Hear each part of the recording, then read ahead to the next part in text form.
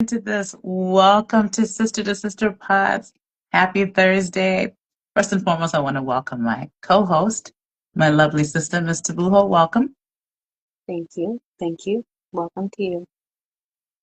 Yes, tonight we are going into our fourth session of dating. And this is actually our second last session, which is our fourth session. And yes, it's coming to we're coming to a close real soon. Next week, Thursday, we'll be done with this little or mini series rather. Um, yeah, before we go into it, how are you feeling? I mean, how's your day going so far? I'm recovering. Look as I was getting ready, I was like, I don't want to put on any lipstick. You know what's so funny? You know what's funny? Hmm. I was gonna say this, but I was like, okay, I didn't want to say it while we're talking about this. But there's nothing like lipstick. I don't care what nobody I says. I think it's the right lipstick, but I'll tell you what I just noticed today is sometimes the shade of your natural lips changes for me. It does. And then that changes the color that you put on. So I was just like, I'm over this. Take Yes, me. It is what it is. funny thing is that I can do without many things like foundation. Like right now I don't have any foundation on. I Hmm. don't even care about foundation. But there's one thing I can do without, and that's lipstick. I just love lipstick. I just have to have it on. I feel like it gives you a whole facelift, right? When you put that lipstick on, all of a sudden you feel like a new woman. You're like, yes, yes. I don't know. It does something to me. And don't talk about it and say it's spiritual. 'Cause it's No, not. actually, I was gonna say it's the brows for me, just to fill them in and ding, ding, ding. Yes, yes, you do love your eyebrows. Wow. Well, let's go right into talking about dating. Sorry, guys, you got a little bit of a tip over there, makeup tip. So if you have a girlfriend, you can go ahead and gift her with a nice lipstick or with a A nice nice black brow or brown eyebrow pencil so she can pencil in those and eyebrows. not from the hair store. Thank you. Yeah. No Yeah, shade. yeah. No shade. That's true. That's right. Okay, let's go right into it. So, we have been talking about dating for the last few sessions that we've met up. And we started talking about dating from a totally different aspect. And I can't say it's so different, but for us it's a little bit different, right? We're looking at it from a spiritual stance, right? So we discussed the fact that dating does not exist in the Bible. There's no concept in the Bible that's called dating. There's no concept in the Bible about courtship, right? The Mhm. Bible was it speaks a little bit about arranged marriages, but there's no concept of dating is not there, courtship is not there. So we already discussed the fact that dating is a societal concept. So over here, when going into this dating series, we're looking at dating, the way society is looking at it, but we're trying to apply godly principles to the dating journey.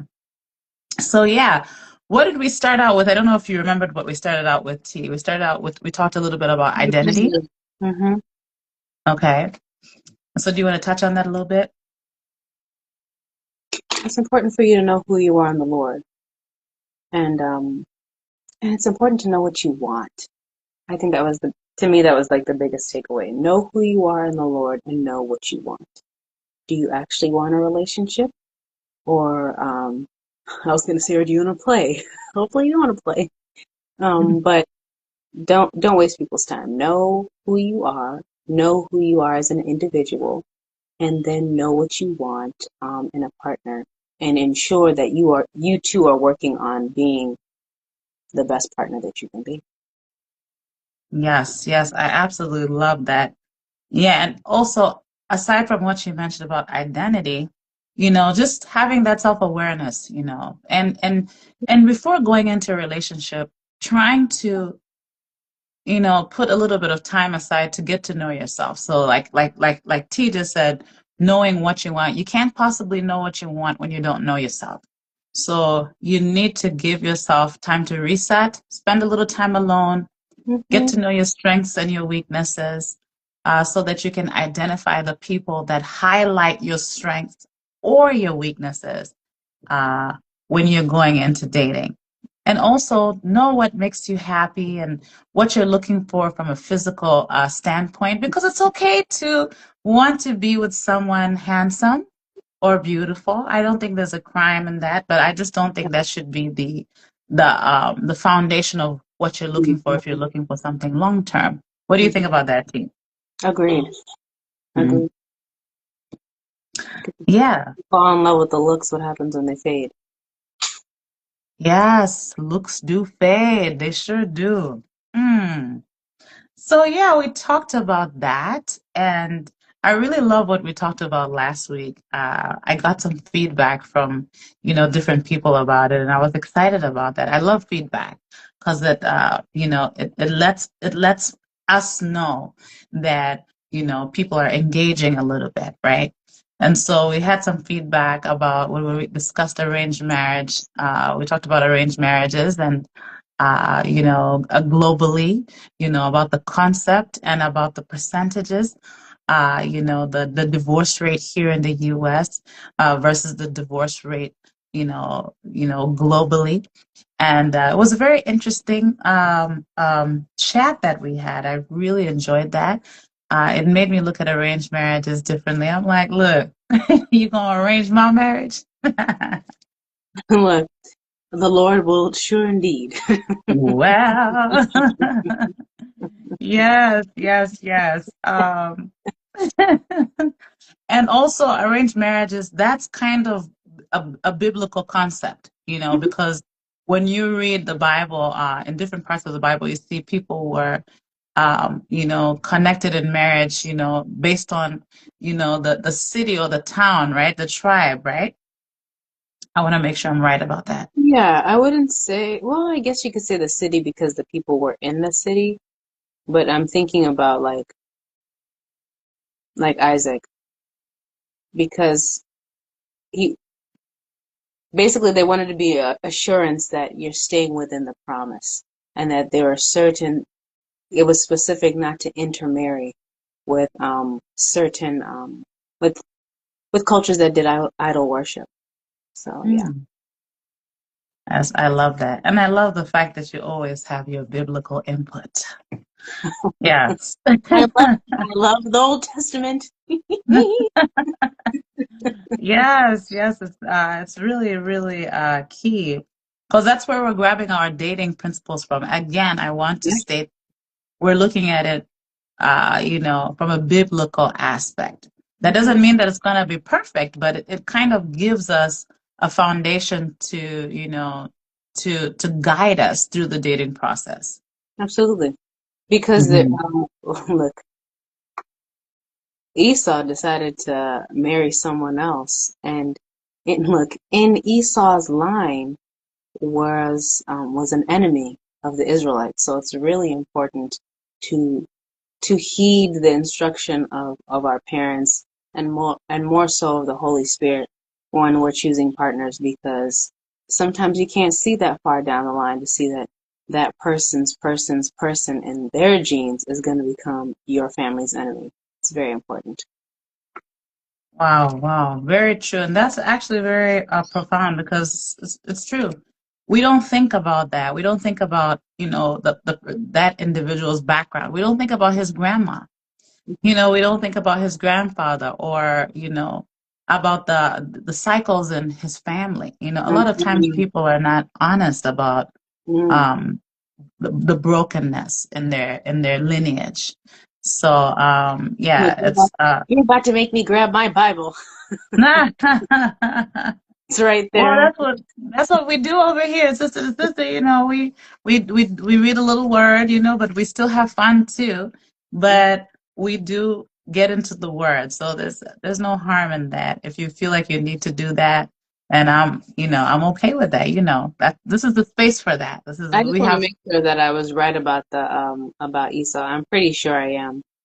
okay. Um, Okay, so while you look that up, I am going to, go in and give us a little bit of foundation about today's discussion. So, again, from the beginning, we started with identity, making sure that you know yourself, making sure that you know what it is that you're looking for, not just externally, but internally. And what are you looking for in the long run? What will fulfill you, or what will add to your fulfillment? Because by the time you're getting married, you should already be fulfilled by God, right? That's the point. So you're getting married to add to your fulfillment. So, in order for you to know these things, you really have to spend a lot of time alone with the Lord, asking and seeking His guidance so that you walk into the right relationship. And obviously, when we look at marriage, at dating, we're looking at it with the intention of getting married. So you're not dating to date forever now. You know what I mean? Yeah. I know some people that dated for 10 years. Look, I'm not going to be in no relationship for 10 years. What I look like? Mm-mm. No, My. no, what did they say again? We listen when we don't judge, but no, I'm not going to be in a relationship for 10 years. No, You no, said sir. Georgia. Look, I'll be quiet. But I did fact check, and it is Esau. It is Okay, Esau this time. Mm-hmm. okay, that's good. Thank you so much for letting us know that. Yeah, so we're looking at dating with the intention of getting married. That is the whole point, right? So today, I want us to touch on how to choose a partner. Since we already looked at, our value system, we spent time alone in prayer, asking God for guidance. And now, as women or as men, because the Bible says, he who finds a wife finds a good thing. So that tells us that that man is going to be doing the looking, and we're going to be sitting, patiently and still busy, keeping busy. Uh, but as we wait for this partner, we're also thinking about what we desire as women long term. And also this man should also be considering what does he want out of his relationship long term, right? Um, so when Jesus is at the core of your values, when Jesus is at the root of your values, then you're going to be looking for someone who is in alignment with your value system, right? Again, that doesn't necessarily mean that you are going to find the exact type of man or woman that you're looking for, but you want to have, you want to have something to kind of guide you into what you're looking for. So if Jesus is your common, how Yep. do you say this? Common, how do you say it in Denominator? English? I Common don't know. what? I was gonna say too much. Common denominator? We're going to math. Hey, hey, English is not our first language. We're not even American to begin with. But anyways, He's the foundation of your. If he's the yes, foundation there you go. of There you your go. growth, When Jesus is your foundation, uh, yes, that's what you're going to use as your guide to your finding your partner, as well as your friendships too, as well. Wouldn't you agree? absolutely, absolutely, 100% Mhm. agree.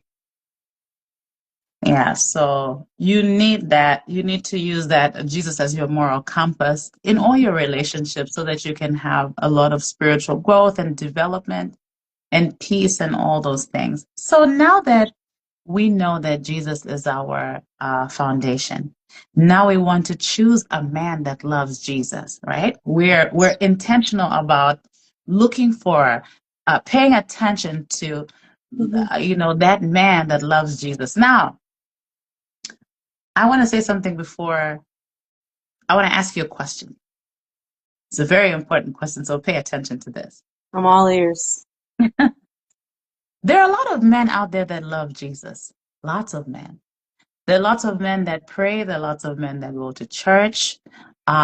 But there's a difference between a man loving Jesus and actively pursuing Jesus. Those are two different things. Do you think so? So yes, I do. Yes, I do. I do believe that. You don't think so? Um, you know, I think when we say at least, I'm like, where? I'll just say it. it says that if you obey me, you love me. Like if you love me, then you'll obey me. So that's God's love language. And that's not even for men, that's for men and women. So I think it's a good question to ask, like heart check. Are you delusional? Like, do you really think that you are um obeying the Lord? Because I think we talked about this when we talked about how to love a partner. I don't know what episode it was. Episode it was, but we were just talking about that some people receive love differently. Some people receive love with gifts. Some people receive love with touch, with words of affirmation. And God's love language is obedience. So Mhm. when you say loving Him actively and loving Him, it's like, and I think that goes, it's not only for the men, it's for men and women. When we say that we love God, I think it's to be honest, like, do we obey Him? Because it says, if you love me, you'll obey me. Mhm. So I think it's a good question, but I think it's like let's get back to the zero before the one. Like, are you obedient? Hmm. Hmm. I actually share I see things a little bit differently than that. I do think there are people who love God, and there are people who are actively pursuing them. And I will tell you what I think the difference is. There are a lot of people you know, who love God. Yes, they want to obey Him. Uh, they want to adhere to his guidelines and His rules, but they Mm-hmm. don't. But they don't. But that doesn't mean they don't love God. They just Right. don't, like you said, obey God. And then there's that man that is actively pursuing God, that is actually obeying God. He's walking in the Lord. I think those are two different men. But there are a lot of men who love the Lord. I believe that. I believe that. And but like you said, obedience is the highest call of love.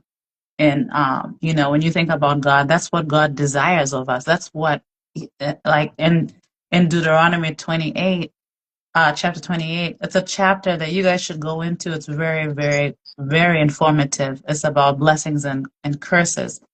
And we serve a God who loves us unconditionally, but He has conditions to His Mm-hmm. blessing.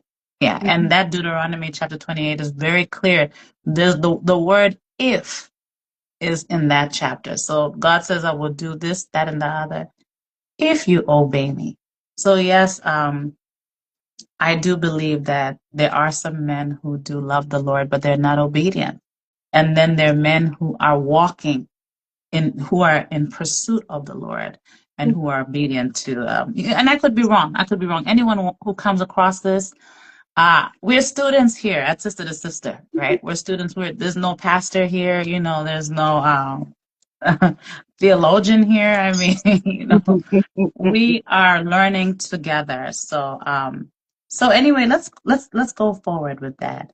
So I Look, think but that when a man, before we do, I agree because there are different phases to love. Like, there's what is it, eros, agape. So there's different kinds of love. Um, like, but to go to the basis of it, even John 15:10 says, "You are my friends if you do whatever I command," and that if you love me, you'll obey me. And I Mhm, think I think that is it's not even the challenge, it's the biggest calling for us is that's to right. walk in obedience and to transition from that light, fluffy love to loving God with all our heart, with all your might, and with all your soul. That's in Deuteronomy 2, and that's even in Joshua. But yeah, I think that there's definitely um, our opinions are meeting in the middle, but of course God's word is facts all day, every day. If you love Him, you'll obey Him. That's right. That's right. And also another one is, if you love me, you'll keep my commandments. Yes. I don't know what verse that is, but I know that's um, a Bible verse. Listen, y'all, I'm in my word, okay?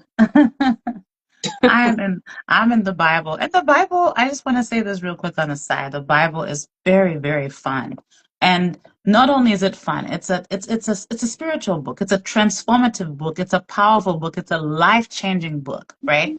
The Bible has the power to change you inside out. And sometimes the changes will be slow, you Yeah. know. So just keep at it. Keep pursuing God. Keep at it, even if it's a couple verses a day, even if it's one chapter in 2 days, whatever it is, just keep going back to the word, open the word, Mhm. and God will continue to reveal himself to you. And that's where the changes, where the changes begin. But okay, so when a man is actively pursuing God, yes, when he's actively pursuing God, he encourages you to follow God. And Mhm. I think that's when you kind of know that you are with someone who you're in alignment with. Is this man in your life or this woman in your life, are Mhm. they encouraging you to follow God?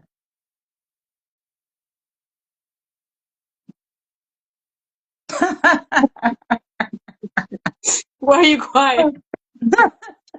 That was a question. Oh, can you tell I was thinking? I was like, Yes. Is this um, is this is this man in your life encouraging you to pursue God? What does it look like when someone is encouraging you to pursue God? First, let me ask you that. What does that look like to you?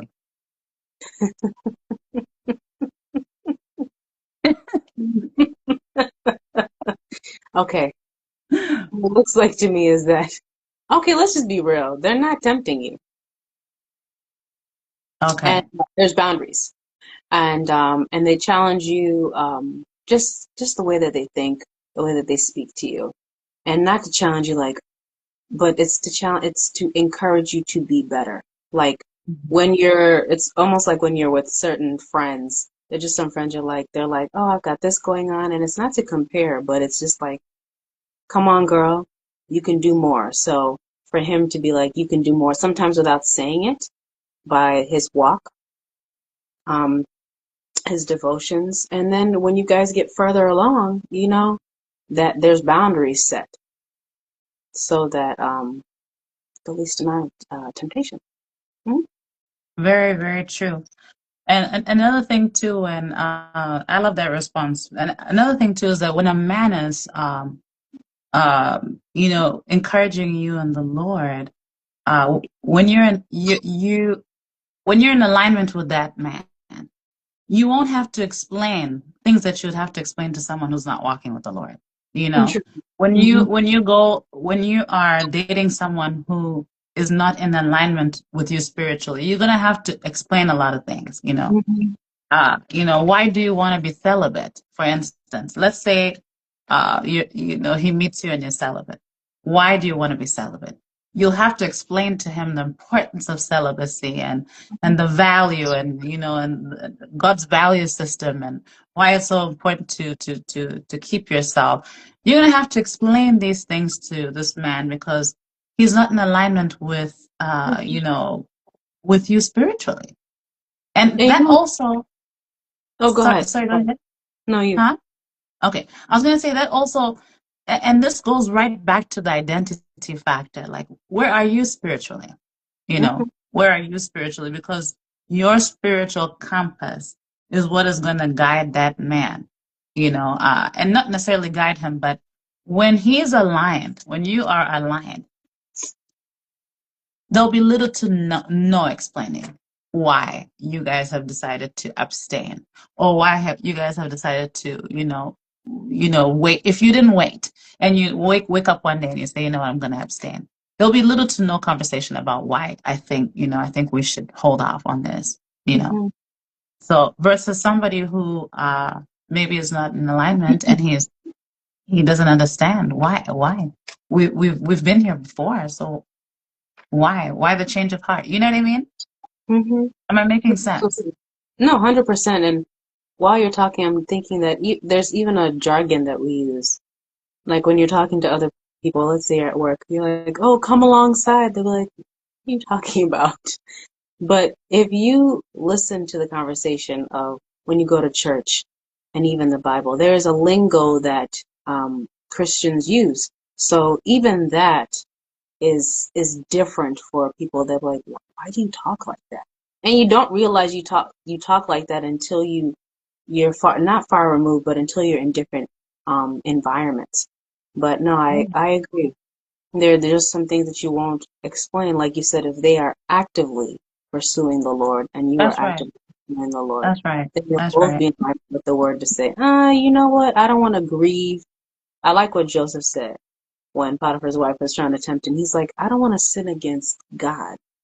And that's Hmm. what you won't do. You won't want to sin against God. You won't want to hurt his heart. Hmm. Hmm. And another thing I was gonna say is, sometimes maybe you did as a couple. Maybe you did. That you can always start over. That's the good thing about God. God has given us, and I can't say we should, I'm not saying we should take advantage of that, but God allows us to reset when we repent of our sins, of our sinful nature, and say, you know what, Lord, I want to try it your way. God allows us a reset. And if you're with someone who is in alignment with you spiritually, you guys can have the conversation. Hey, look, I think we should try to do things God's way.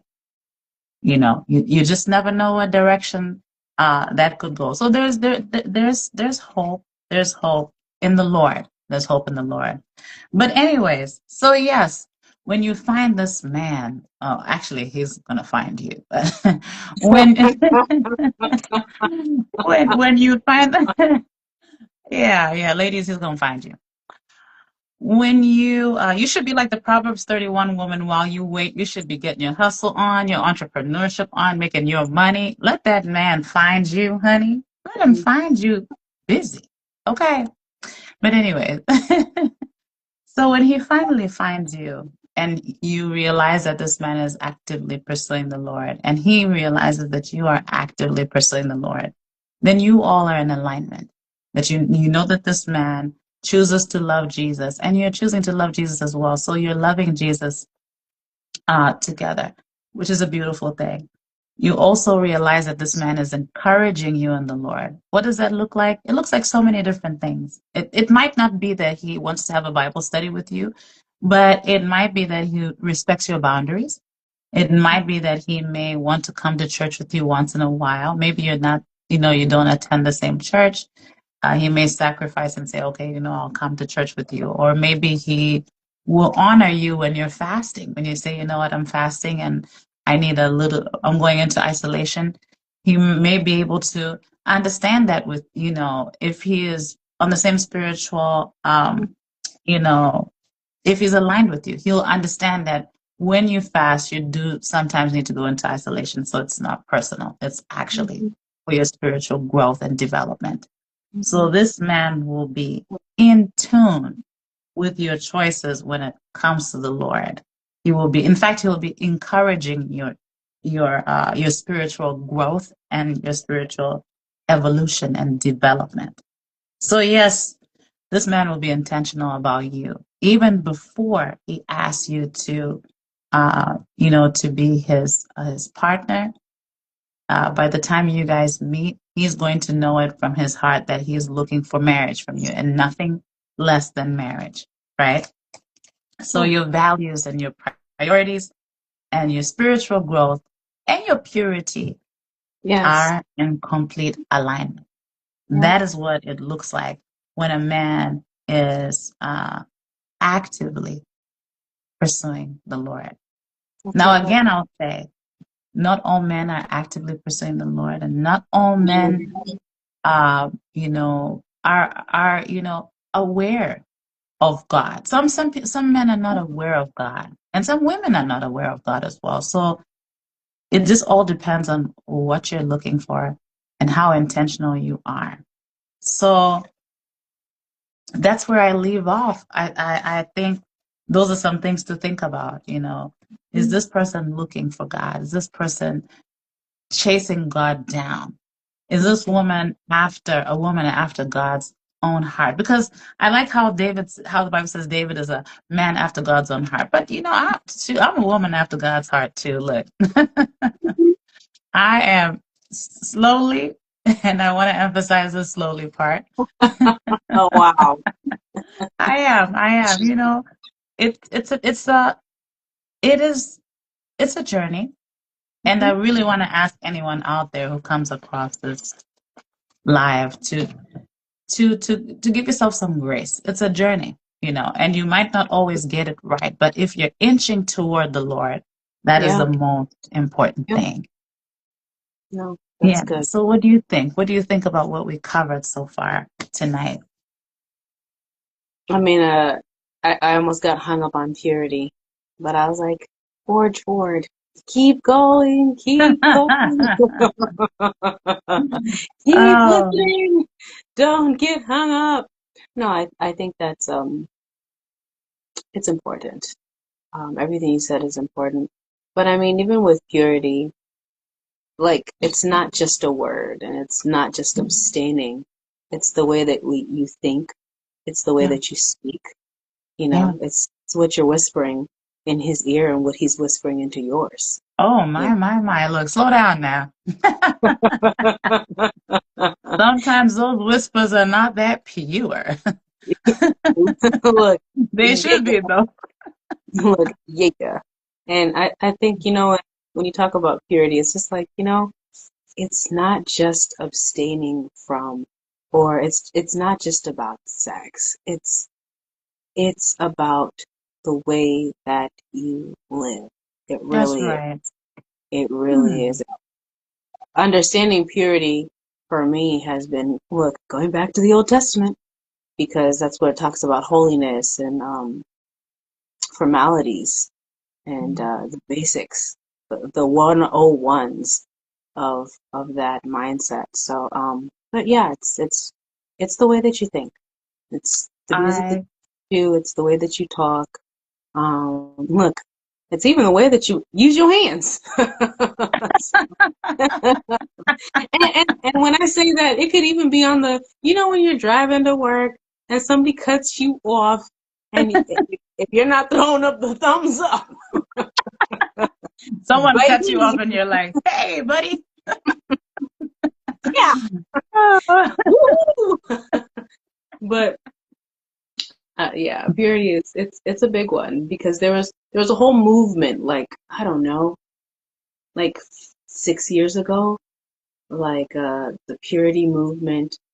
And I think the biggest thing is that people got caught up in other people's marriages rather than getting caught up in the Lord and getting caught up in the one-on-ones of what purity is and what it means to.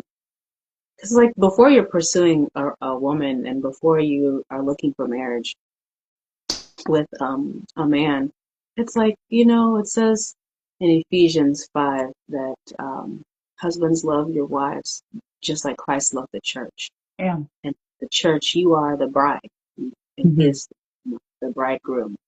So it's important going into that relationship to really have a relationship with the king so that you know actually how to, not of course you're not going to know everything how to be a wife, but you will know basic formalities of how to be monogamous and true to the Lord, because you could be an adulterer without getting in anybody's sheets, because if you have any other idols in your life, that's not being faithful to your one and only first love. So it's pretty deep I there. love that. I love very, very, very deep. We have to delve into that when we round up next week because that's a very important piece of it. But I love what you said about purity, and I want to just repeat that again. I love that you said purity is the way you live. So it's not just because people look at purity when people hear the word purity, they first think about abstinence, like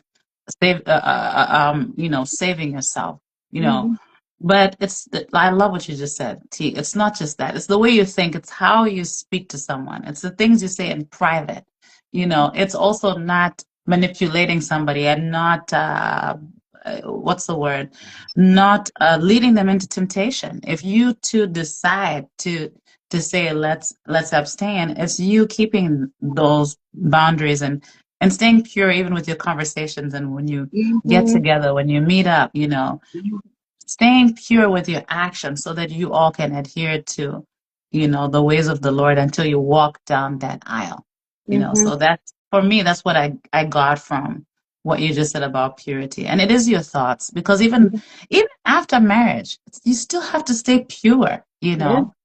So purity is for me, it's a form of discipline. You know, people always think about when you say let's abstain. A lot of people look at it as in why should you abstain when you've been, if especially if you've been intimate before? What's the point? There is a point. The point is from the spiritual aspect, you're honoring God, and Yeah. also you're developing discipline because when you go into a marriage, you have to be disciplined. That's the only way Yeah. you can be faithful to that person. Yeah.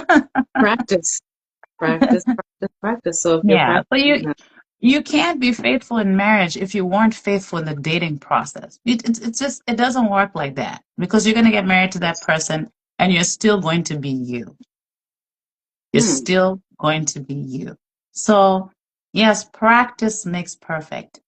So really just getting in alignment with that, like you said, having a clean thoughts and a clean way of life. When I say clean, I mean pure, yeah, and looking to God, who's the author and the finisher, of your story to help you because you cannot be pure if you don't ask God for help. You need God's help mhm. to, you know, to walk in his will for your life. But anyways, I don't know if you have anything to add because I think we should pause here because next week we're winding up. So You anything should. to add?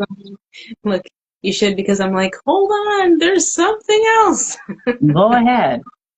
No, I mean when you talk about like taking your thoughts captive, we need to talk about that. Taking your thoughts captive because in order to stay pure and to maintain it, you're going to have to literally engage in warfare because taking your thoughts captive is not a gentle thing. So we need to talk about that. It's such a juicy topic. I've been listening to the same podcast for like weeks because I think it's we underestimate and don't give enough attention to taking our thoughts captive, and then our thoughts, like Jerry Flower says, become behavior, and then behavior becomes lifestyle. So it's Mm, like mm. just because you're thinking it doesn't mean that it's always right, and just because you're thinking it doesn't mean that it was your thought to begin with. So Ooh. about us being so intentional to what infiltrates your gates and then what you're thinking about. And it's like, don't be afraid to grab that thing and take it captive. Yes. Yes. Yes. I love that. I love that. I'm going to let that sink in. I'm going to let that sink in. Guys, we've come to the end of our topic of conversation for the night. And we're going to round up. We're going to wind down next week, Thursday. So please tune in next week, Thursday at at what time? Give the Look, people the time. Yeah, go we have on. a regular scheduled 7 p.m. Today was a fluke because I had a commitment. Sometimes you have to commit to your first ministry, okay? Family first. You cannot abandon them. Yes, we'll be But back we here showed up, again. right? We still showed up, but 7 p.m. Yes, Central yes, yes. Yes, we did. Did I speak over you? I'm sorry. Time. You tried it. Oh. Anyways, I was trying to be nice. But No, I'm saying you tried it with tell them what time it is. Like, okay. oh, I did. Anyways, okay, so see you guys back here next week, Thursday, as we round up our dating series. In August, we're going to be going into Bible study. And I don't know if we're going to do it on Instagram or if we're going to do it on YouTube. We're still kind of trying to decide that. But the whole of August, we're going to be going into Bible study in the book of John. Listen, listen. Book of John. Book of John. I don't want to make this live, go on forever, but get ready, guys. Come back next week so we can talk about, August's Bible study. August You're Bible study. obsessed. I am. We are going to be discussing the book of John the whole month of August, and it's going to be really, really, really good. So until then, we'll see you guys next week. Thank you so much for whoever is going to watch this live. For whoever is watching now, we love you. I never thought I'd say we love you. We're a family We here love of you with the God. love of the Lord. Yes, we do. Yeah, we love agape love. Yes. Yes. Yeah, so we do love you all. You guys have a wonderful night. Good night, team. Mwah. How do I? Oh, I always say, how do I end this?